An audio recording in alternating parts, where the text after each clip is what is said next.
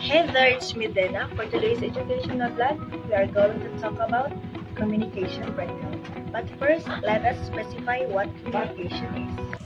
Communication is a two-way process by means of sharing and transferring ideas, information, thoughts, or emotion from one person to another. This connects people for harmonious relationships.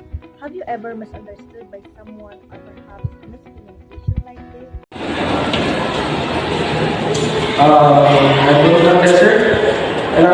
Kung kami lang ako ba, asa din sila ang doon bitaw na palawan po siya.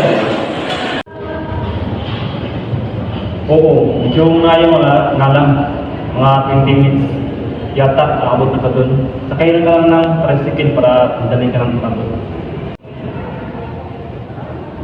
Tanang ko sir ba? Mga yung ikaw ko sa ilo imungkot kayo kasabot ang taga-alo bitaw. Mag-ubago lang mga kudrayasan yung lugar doon niya.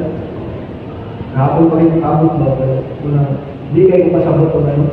Tagalog bitaw. Ay, gano'n ba? This scenario is an example of communication breakdown. When there is a failure in communication between the two parties due to some barriers present. Now, let's discuss the 4 categories of communication barriers that causes communication breakdown. In communication, we have what we call Physical barriers in natural or environmental condition that acts as a communication barrier in the transmission of a message from sender to receiver. Hello! Saan ka na? Magsisimula ng meeting natin. Inaantay kami ng board of director. Hello, nasa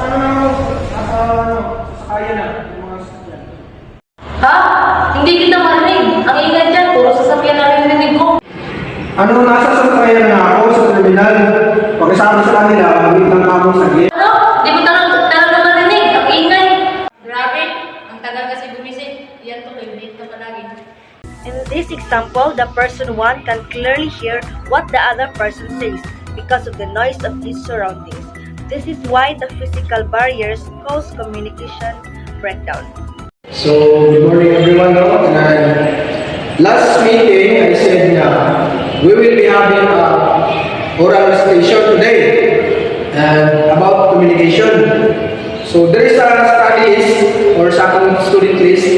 I will choose randomly student and I will choose Jerry Capulso. Okay, who is Jerry Capulso?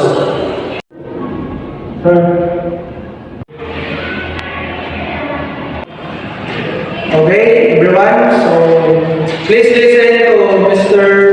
Capulso. Kaya mo yan. Kasi naman sa'yo. Huwag kang mahiya. Lagay natin yan kagabi eh.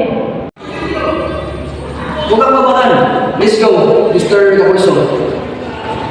And also, communication is the process of exchanging information. This is an example of Psychological issues. These are the mental barriers refer to social and personal issues of a speaker towards communicating with others. this may be to the trauma, shyness, lack of confidence, anxiety, depression, and stage fright. This kind of emotion makes difficult to individual to communicate effectively with others. Another barriers in communication that may cause communication breakdown is what we call Cultural barriers encountered by people regarding their own personal values, beliefs, and traditions which are in conflict with others. They may have different races, religion, age, or gender. It's because of that, it may negatively affect the way to communicate into one another. Lastly, we have the Linguistic barriers. Those pertains words and delivery of statements that have different meanings, especially in different places. differences in language is also linguistic barriers. Ni hao ma?